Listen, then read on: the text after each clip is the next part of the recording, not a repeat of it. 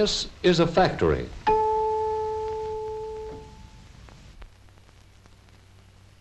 This is a machine in the factory. This is the workman who tends the machine in the factory.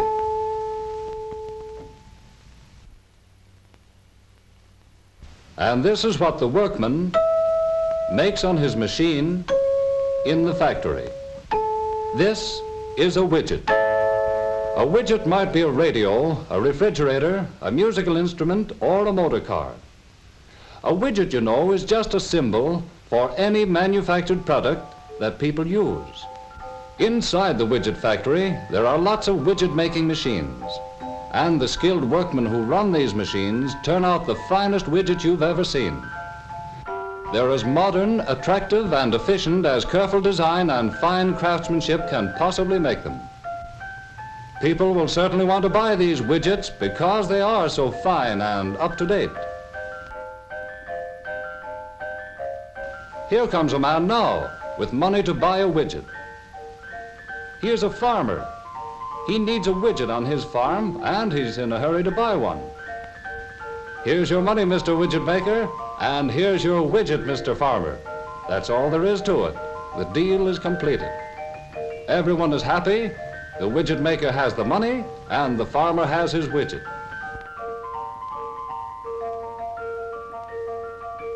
And here comes another man who wants to buy a widget. This man is a coal miner, and he's bringing his money with him. He wants his new widget right away, too.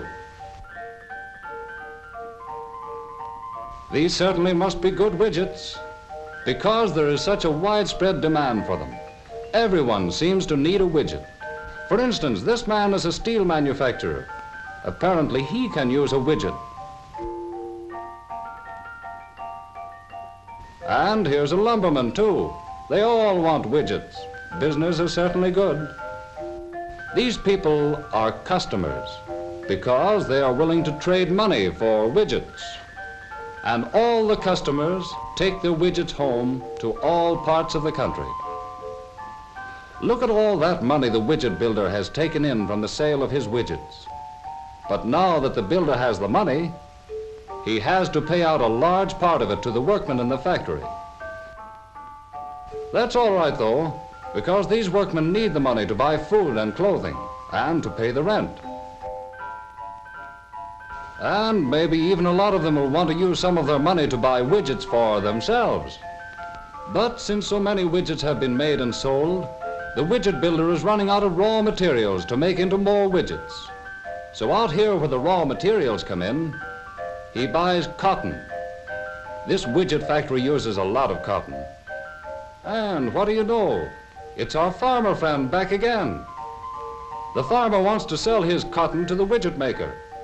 Well, turnabout is fair play, and now the widget maker has more raw material.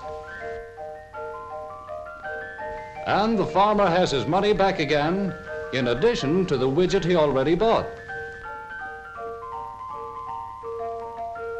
The widget maker needs coal and steel and lumber too.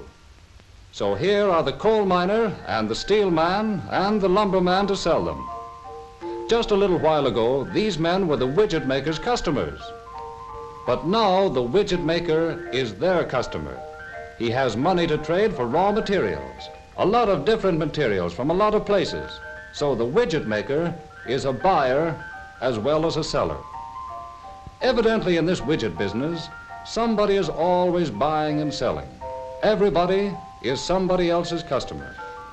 The raw materials that the widget maker buys, the products of field and mine and woods and shop, go into one end of the machine, and out of the other end of the machine come nice, new, shiny widgets. And that's all there is to it when everything runs as smoothly as it does in this factory. With men and machines all at work, this factory becomes a beehive of activity. Selling widgets, buying raw materials, making more widgets. A number one widgets that any customer would be glad to have. And while widgets are being bought and sold at one end of the factory, raw materials are being sold and bought at the other end. So, with everything humming along smoothly and everyone working for somebody else, money seems to travel round and round in this widget business.